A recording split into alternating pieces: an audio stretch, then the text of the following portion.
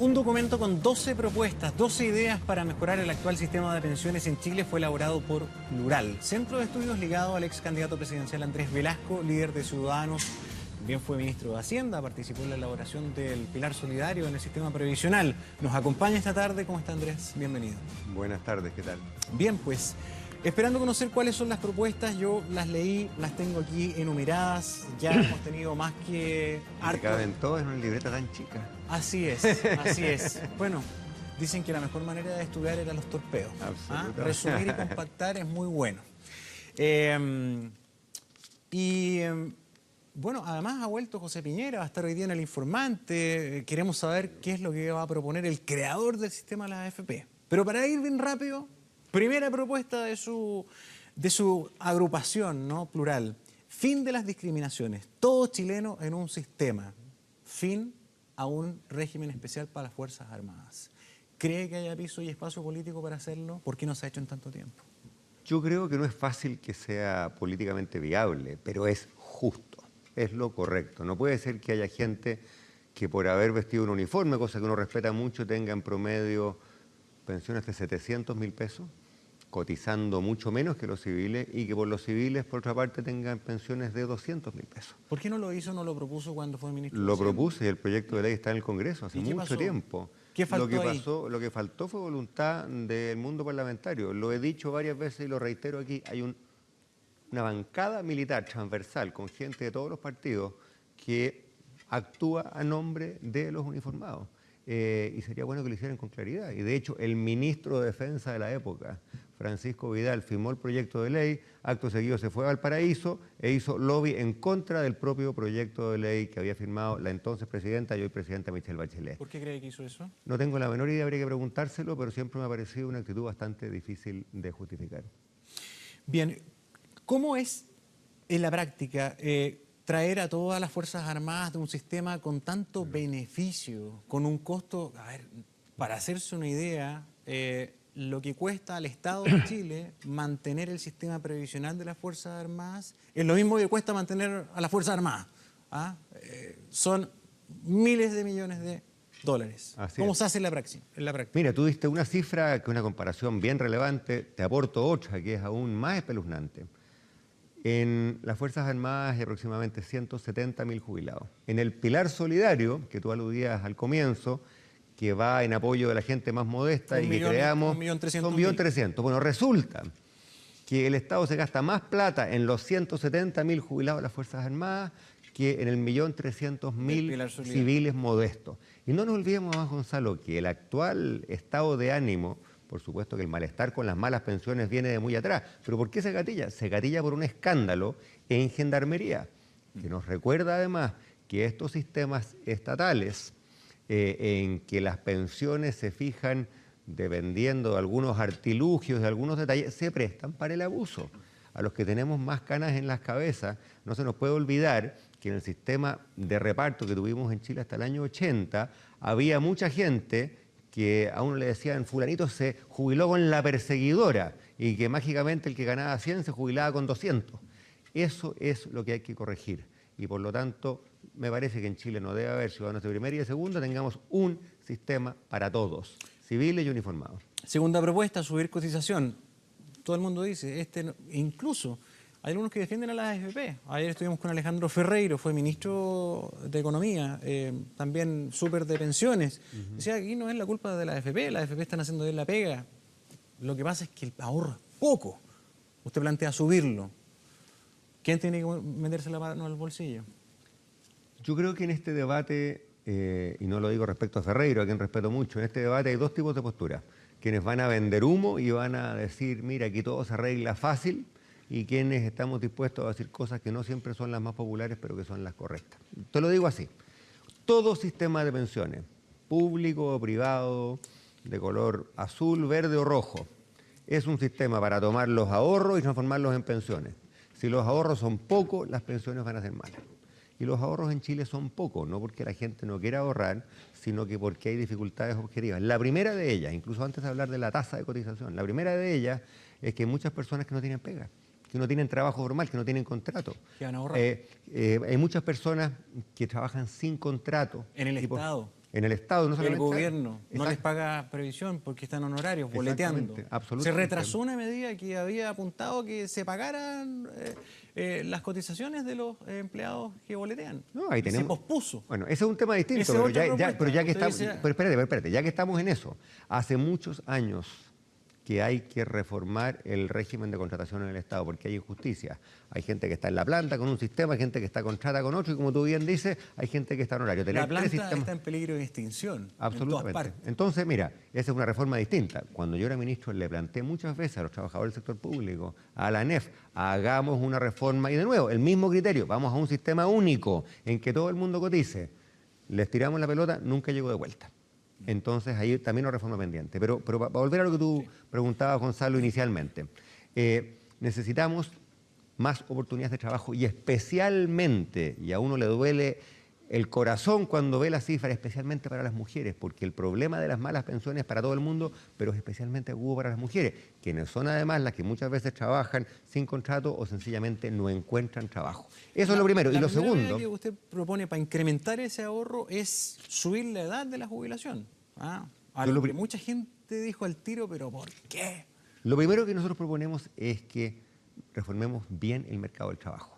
La reforma que se hizo al mercado del trabajo, al mundo del trabajo, unos meses atrás, lamentablemente este tema lo ignoró. No es una reforma pro empleo, pro mujer ni pro joven. Ahora vamos al tema de la edad de jubilación. Y yo lo quiero decir con toda honestidad, porque yo estoy aquí para decir la verdad, aunque no siempre sea la verdad más fácil. Aquí hay una cosa buena y hay un problema. La cosa buena es que los chilenos y las chilenas estamos viviendo más tiempo. Hace 30 años una persona que nacía en Chile, su expectativa de vida rondaba los 70 años, hoy día ronda los 80 años. Y por lo tanto, cualquier sistema de pensiones, y esto corre para el reparto, para las AFP, para el sistema que sea, tiene que hacerse cargo de 10 años más. La buena noticia es que vivimos más. La mala noticia es que hay que financiar esos 10 años más. Y por lo tanto, lo quiero decir responsablemente, cualquier sistema que quiera brindar buenas pensiones va a tener que hacerse cargo de ese asunto. Y el que te diga que él o ella tiene una fórmula para dar buenas pensiones sin abordar este asunto está mintiendo. Ya, ¿hasta qué edad hay que ahorrar según usted? Yo creo que tiene que haber dos criterios. Criterio número uno, perdón que sea reiterativo, una edad para todo el mundo, Ya. la misma. ¿Mujeres y hombres 65 años? ¿Qué es lo que propuso la comisión Marcel del primer gobierno de Michelle Bachelet? Marcel es un connotado economista del Partido Socialista, él lo propuso y que también propuso la comisión Bravo. Por lo tanto, creo que entre la gente que ha pensado el asunto no hay dos opiniones. Y segundo, vinculemos, como se ha hecho en todas partes del mundo, la edad de jubilación a la expectativa de vida. De modo que en la medida que estamos viviendo más años, ajustemos. Ya, pero la medida inmediata es que partamos iguales, hombres y mujeres, ya hasta los 65 Yo sé años. que no es una medida popular, pero el que te diga que no es necesario creo que está vendiendo humo. Bajar la comisión de las AFP cuando los fondos no renten. Absolutamente. Ese también es una queja generalizada, que cuando las cosas andan bien, aplausos para todos, cuando las cosas andan mal para... Tú lo has dicho los y se chilenos. puede corregir. Ya. Yo lo corregiría del siguiente modo, y esa es la propuesta. Cuando la gente recibe su papelito a fin de mes, la AFP le dice, oiga, señor o señora, su fondo cayó, pero usted me paga igual. Nosotros decimos que si el fondo cayó, ese cobro que la AFP le hace al afiliado se reduzca. A la mitad, dice usted. Se reduzca a la mitad y, dependiendo del monto de la caída, incluso que ese mes la AFP no cobre. ¿Por qué no? Porque lo que pasa de otro modo es que la gente con razón dice, bueno, ¿cómo es la cosa? Yo le estoy pagando porque usted me brinda un servicio. Ese servicio es rentabilidad de mi plata. Y resulta que si no hay rentabilidad, si la cosa cae, bueno, ¿y por qué le pago? No sé si eso la pega. Absolutamente. mucho. Entonces, eso es dicho de otro modo, en todo mercado financiero, en toda inversión hay riesgo. Hoy día el riesgo se lo lleva enteramente el afiliado, que el riesgo también lo comparta el dueño de la AFP. Acá vienen algunas recomendaciones más técnicas. Le pido que nos la traduzca lo más fácil posible. Uno, comisión reducida cuando el fondo no rente, ya lo explicó, el fondo solidario dentro del pilar solidario. Esto es parecido a como opera hoy día el seguro de cesantía, ¿no? Exactamente. Es más o menos copiar el mismo modelo. Absolutamente. Ya. Para gente que no está a caballo de cómo funciona eso, hoy día cuando una persona tiene un contrato, hay una plata que la persona pone y que el empleador pone y que va a un seguro de cesantía.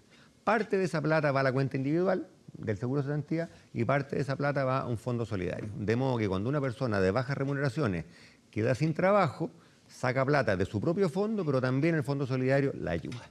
nos parece que es una manera de introducir más equidad entre los afiliados. Dividir las AFP en dos funciones distintas, la recaudación y la administración o gestión del ahorro. Yo creo que este es un punto bien clave y demuestra que creo que tenemos que hacer las cosas con serenidad y seriedad, pero tampoco tenemos por qué estar asustados de innovar. Las AFP en Chile hoy día hacen dos pegas muy distintas, que no tienen por qué estar en la misma institución. Por un lado hacen la pega administrativa, burocrática, recibir los pagos, hacer los pagos, juntar la plata, mandar los papeles a fin de mes. Por otro lado, hacen la labor de administrar fondos. Como lo primero requiere muchas inversiones, requiere una escala muy grande, hay pocas AFP. Si tú lo separas, y la primera labor, por ejemplo, la podría hacer un ente estatal o se podría licitar a un conjunto de instituciones privadas, va a haber espacio para que haya muchas más administradoras. ¿Bajaría los costos? Si hay más administradoras, tiene dos ventajas. Primero, baja los costos de administración. Hay más competencia. Y segundo, al haber más cerebros pensando, puede haber mayor rentabilidad. Aprovecho de añadir una cosa que también es una propuesta y que viene de la reforma del 2008. Lo más importante es seguir bajando, y enfatizo, seguir bajando, porque ya han bajado mucho los cobros que las AFP le hacen a los afiliados todos los meses. ¿Cómo se logra eso? Licitando, metiéndole competencia. Tú recordarás, Gonzalo, que en la reforma del 2008 creamos un sistema en el cual los nuevos afiliados, más o menos 200 o 250.000 personas, participan en una licitación en que las AFP tienen que competir por el derecho de captar a los nuevos. Exactamente. ¿Qué es lo que pasa hoy día? Pasó con Modelo y ahora está pasando con Plan Vital. Pero la cifra es lo que aquí es importante constatar. Las AFP antes cobraban hasta 2% del sueldo. Para la gente que nos está escuchando, comisión. De su sueldo, cada mes le sacaban 2 y 2,5% que va al bolsillo de la AFP. Mediante este sistema que creamos en el 2008, eso cayó a la cuarta parte, ¿Cuál es lo que hay que hacer ahora? Hay algunas que todavía se pasan del 1%. Justamente, ¿por qué? Porque no todas han estado en las licitaciones. Se la han ganado Modelo y otras. Entonces, nuestra postura es que no solamente tengamos este proceso obligatorio de licitación para los afiliados nuevos, sino que para todo el mundo y que bajen las cotizaciones. Eso significa decenas y potencialmente cientos de millones de dólares que pasan del bolsillo del dueño de la AFP al bolsillo de los chilenos. Sí, crear seguro contra fluctuaciones de los fondos. Esto puede ser muy relevante porque lo pasamos muy re mal en las crisis económicas cuando, sobre todo los que estaban a puertas de la jubilación, vieron que sus ahorros se fueron a la punta del cerro. Y te lo ejemplifico de la siguiente manera. El año 2008, cuando se vino abajo el mundo, uno de los temores que teníamos, yo estaba en el Ministerio de Hacienda en esa época durmiendo mal y acumulando muchas canas, porque evidentemente la magnitud del golpe externo era gigantesca, ¿no es cierto? Teníamos mucho miedo que le pasara lo siguiente a una familia chilena de clase media. El papá o la mamá pierden el trabajo, habían hecho mucho esfuerzo para comprarse una casa con una hipoteca, y tenían una deuda, todos los meses la servían, cuando dejan de pagar al tercer mes, al cuarto mes, al quinto mes, viene el banco y les quita la casa. ¿Qué hicimos? El gobierno se metió la mano al bolsillo, licitó internacionalmente un seguro para las viviendas hasta un cierto tamaño, no vamos a subsidiar a los más ricos, pero a la clase media, el gobierno pagó ese seguro y por lo tanto, si un chileno o una chilena que tenía una hipoteca hasta cierto monto perdía el trabajo, el seguro le cubría varios meses del pago mensual para que esa persona no perdiera su casa. ¿Cómo funcionaría en el caso de una crisis económica con los ahorros? Mira, el punto aquí es el siguiente. El punto es el siguiente. Las personas que se están, desde la crisis económica del 2008, las tasas de interés han bajado mucho en todo el mundo. Si tú eres una pyme, esa es una buena noticia. Si tú eres una pareja joven que quiere comprar su casa con mucho esfuerzo, esa es una buena noticia. Si tú eres una persona que está a punto de jubilar y que viene ahorrando por toda una vida, esa es una mala noticia, ¿no es cierto? Entonces ahí hay un riesgo adicional, que hoy día, ¿quién está sujeto a ese riesgo? El jubilado, la persona que llega a los 60, a los 75 años a jubilarse. Y la tasa de interés sube y baja, en fin, hay fluctuaciones nacionales e internacionales, ¿para qué vamos a entrar en esos tecnicismos? El Estado podría jugar un papel diciendo, oiga, mire, en este momento la tasa está inusualmente baja, eso significa que los que se están jubilando hoy pagan el pato, bueno, compremos un seguro parecido al seguro que yo te describí en el caso de las hipotecas. En el caso de las hipotecas, en la tremenda crisis del 2008, en que el mundo se vino abajo, la gente en Chile que pudo haber perdido su casa no la perdió. Ese tipo de seguridad es lo que nosotros queremos garantizar. O herramientas como el MEPCO, ¿ah? Fondos flotantes que permitan amortiguar yo creo que este es un punto los vaivenes, ¿no? De nuevo hablando de lo que se puede prometer y de lo que no se puede prometer. El que le diga al afiliado que no va a haber riesgo alguno de sus inversiones, está mintiendo. O sea, por ejemplo, a esas miles de personas, Andrés, que salieron a la calle con el letrero "no más AFP", porque el mensaje ahí es bien irrestricto, no quieren más a la AFP. Les endosan toda la responsabilidad y la baja de las pensiones. ¿Ustedes le dice derechamente que están equivocados? Yo les digo que tiene una reivindicación legítima y que a mí también me preocupa. Las pensiones en Chile Las son pensiones malas. bajas. Las pensiones son malas para Ya. mucha gente.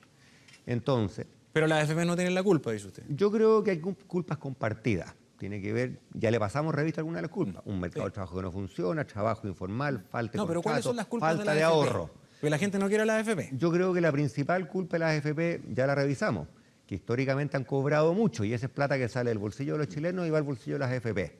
Eso ha empezado a bajar por el tema de las comisiones que ya conversamos. Tenemos un par de propuestas que sencillamente ese asunto lo corrigen. Pero yo creo que para volver a tu pregunta inicial, yo lo medular, ¿cómo hacemos? Esta tiene que ser la pregunta para que las pensiones sean mejores. Y ahí tenemos que mantener una cabeza abierta. El sistema chileno ya es un sistema mixto. Esto hay que subrayarlo, porque el señor Piñera, que ustedes van a tenerlo más tarde, es el defensor de lo que hizo, ¿no es cierto?, la dictadura militar, y él dice a eso no se le toca una coma. La diputada Camila Vallejo nos dice saquemos la retroexcavadora y hacemos pedazo el sistema. Ese es un dilema falso entre los que dicen hay que votarlo todo y los que dicen no me toque nada. Nuestra postura es lo que es bueno lo mantenemos, lo que es malo lo cambiamos y lo analizamos entendiendo que el sistema chileno ya es mixto, tiene una parte privada y una parte pública y lo que hay que hacer es profundizar en ese esquema que nos permita tener mejores pensiones. Usted propone también dentro de estos 12 puntos uno que hay coincidencia con otros expertos y que mira al caso peruano, flexibilidad en los fondos en casos excepcionales, permitir utilizar un poquitito para enfermedades catastróficas. ¿Por qué el 5% del total y no más? Porque esa plata es para la pensión. Ya. ¿Y qué pasa si alguien está a punto de morirse? Y dice, ¿para qué quiero pensión? Si me voy a morir, necesito la plata ya. Esa es la lógica de nuestra propuesta. Ya. Que para un caso excepcional y doloroso como una enfermedad catastrófica se pueda sacar del fondo. Pero el 5% no más. Justamente. A lo mejor no le alcanza para nada el 5%. Porque ¿cuál es el problema? Y de nuevo, aquí es re fácil ser populista. Es re fácil decir, oiga, saquemos la plata para comprarse una casa y para poner una pyme y para irse de vacaciones. Pero responsablemente, la pregunta que tenemos que hacernos es, si esa plata no está, a esa persona, a esa familia, ¿quién le va a pagar la pensión? Esta plata... Y en casos súper específicos, una persona con una enfermedad terminal, que lo más probable es que no tenga una esperanza de vida más allá de los 6 meses. Gonzalo, justamente por eso el caso excepcional que nosotros pusimos en esa lista son las enfermedades terminales. Estamos hablando de lo mismo. Ya. Tal vez discutir el porcentaje. Claro, podemos discutir si es 5 o 7, pero tiene que haber dos principios. Primero, si está en riesgo la vida de la persona, es excepcional, se puede sacar plata. Pero lo segundo... Pero mantener la cautela del ahorro para la... Lo primero siempre va a ser popular decirlo. Yo voy a hablar con la verdad y también voy a decir lo segundo, que es menos popular, pero hay que decirlo igual. Tiene que tener un techo, tiene que ser excepcional esa situación. ¿Por qué? Porque en el caso peruano se equivocaron. Se equivocaron porque ya hay estudios, lleva un par de meses nomás en aplicación la nueva ley, que dice... 25%. Por supuesto, y que dice que mucha de esa gente que está sacando la plata, se está gastando la plata. Y a todos nos gusta tener plata para gastar. El problema es que si las pensiones ya son malas, bajo ese régimen van a ser más malas aún. Y eso es lo que nadie quiere. Sí.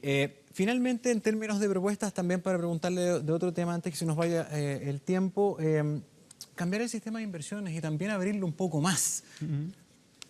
En varios aspectos. Uno, más transparencia, saber en qué se está invirtiendo. No que me llegue el informe 4 meses después, porque ya eso es un hecho, me están notificando, invertimos y usted no puede hacer nada. Invertir en infraestructura.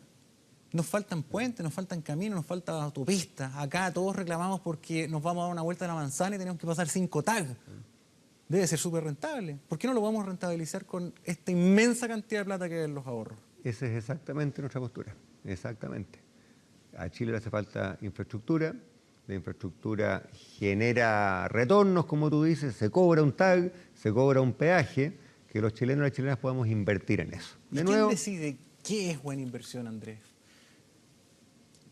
Porque, por ejemplo, yo me imagino, Claro. desde súper lejos, como usuario nomás, como ahorrante, cotizante, que el tema del mercado bursátil es un poquito más, más fácil de administrar que saber el retorno de una inversión pública que tiene un retorno mucho más distante, ¿no? Yo creo que es al revés, fíjate. ¿Sí? ¿Es más segura la obra pública? Mira, nada es totalmente seguro. Ya. Y de nuevo, hablando con la verdad, hay que decirle a la gente, en toda inversión en un riesgo y por lo tanto siempre Claro. hay que poner en la balanza rentabilidad versus riesgo. Eso es cierto para las inversiones que una familia hace con sus ahorros, ¿no es cierto? Nos juntó 100.000 pesos, ¿dónde los pongo? Es lo mismo para las platas de las El mesas pensiones. de dinero. Entonces, ahora, Acción. la bolsa es lo más riesgoso, porque todos sabemos, porque lo escuchamos en la radio, Los que la vaivenes. bolsa un día subió y el día siguiente bajó. La rentabilidad de un túnel es más predecible. Y además muchas veces los contratos de concesión de los túneles tienen garantías del Estado en caso de que el tráfico sea mucho menor de lo previsto, en fin. Y por lo tanto es más o menos predecible. Ahora, aquí también opera el principio de que no todos los huevos deben estar en la misma canasta y por lo tanto no nos vamos a ir al extremo en que el 80% del fondo esté en infraestructura. Hay que repartir. ¿Quién elige? Tú preguntabas, bueno, ¿y quién decide? En Chile, de nuevo en la reforma del 2008, creamos una cosa que se llama el Comité Técnico, de gente independiente, de académicos, muchos de ellos nombrados por los decanos de la Escuela de Economía o de Ingeniería. ¿Cuál es su responsabilidad? Ir adaptando las normas, las reglas, de modo que los que inviertan de modo flexible, pero no de modo irresponsable. Eso no lo decía el gobierno, eso no lo decían las AFP, eso no se decía al lote. Hay un cuerpo colegiado autónomo, creado por ley, que pone las reglas. Finalmente, Andrés, ¿coincide con el diagnóstico que ha hecho Ricardo Lagos Escobar de acuerdo a lo que sucede en nuestras instituciones, en nuestro país y en la magnitud de la crisis política? Yo no lo habría dicho así, pero creo que no cabe ninguna duda que hoy día tenemos un problema político de proporciones que se manifiesta en los asuntos de legitimidad y credibilidad, no solamente de la clase política, la clase empresarial, de la dirigencia sindical, religiosa. Las instituciones y las élites de Chile están en tela de juicio, no cabe ninguna duda. Ese es el problema.